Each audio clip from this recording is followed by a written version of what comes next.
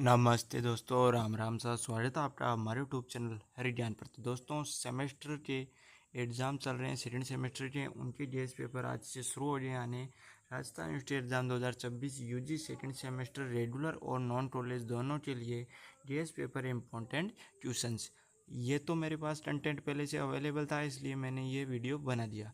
पर आज ये आपका एग्ज़ाम है तो आपको या तो इंस्टाग्राम पर मैसेज करना है या फिर टेलीग्राम पर मैसेज करना है। दोनों की लिंक डिस्क्रिप्शन में मिलेगी, वहाँ पर मैसेज करना है। अपना एडमिट कार्ड जो है उसमें से टाइम टेबल की फ़ोटो भेजनी है और पहले एग्ज़ाम कब है उसकी सीरीज से शुरुआत के जो निबंधात्मक प्रश्न होते हैं उनकी फ़ोटो भेज देनी है, और हो सके तो छोटे वाले प्रश्नों की फ़ोटो भेज देना।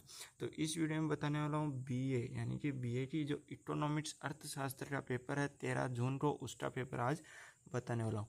जितना जल्दी आप मेरे पास कंटेंट भेजोगे, बताओगे कि इसका पेपर आप भेजो, तो उतना ही जल्दी वीडियो अपलोड करूँगा। यह पढ़ोगे तो पास हो जाओगे। इस वीडियो में जो ट्यूशन बताऊँगा, छोटे भी बताने वाला हूँ और बड़े भी बताने वाला हूँ, वो पढ़ कर जाओगे।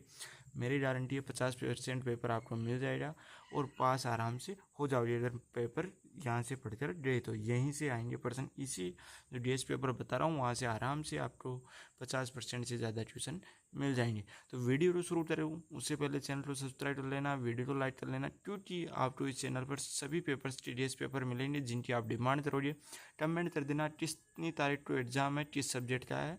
कल परसों से रेगुलर वीडियो अपलोड होने लग जाएंगे। तो दोस्तों, आप यहाँ पर देख सकते हो बीए सेकंड सेमेस्टर सब्जेक्ट आपके आ गए economics DS paper important tuitions.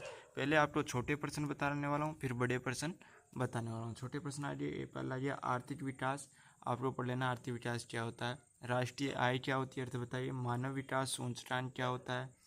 फिर आ गया पीएम किसान सम्मान निधि योजना क्या होती है, जिसकी अभी चल रही है, 3-3 हज़ार की किस्तें मिलती है आपको। फिर आ गया आपकी फेरा व फेमा क्या है। फिर आ गया छठा एफपीआई।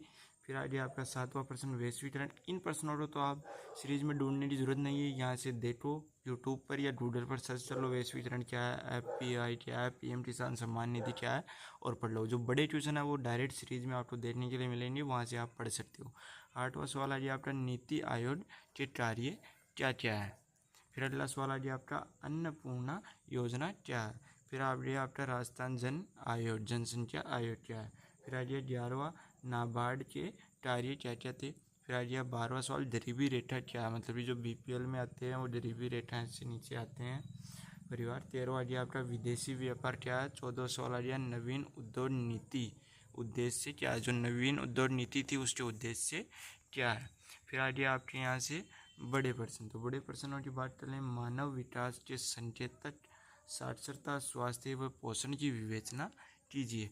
डायरेक्ट ट्यूशन आपको सीरीज में मिल जाएगा, वहाँ से आप पढ़ सकते हो। अगला सवाल आ गया दूसरा, अगर सीरीज में नहीं है तो इन ट्यूशन को चैट जीपीटी पर आप डालिए या जेमिनी पर डाल दीजिए, वहाँ पर डाल दीजिए कि इनको मतलब कि कितने नंबर के आते हैं। लगभग 20 नंबर का एक सवाल आता है, तो आप पढ़िए 300-400 शब्दों में इन क्वेश्चनों को पढ़िए।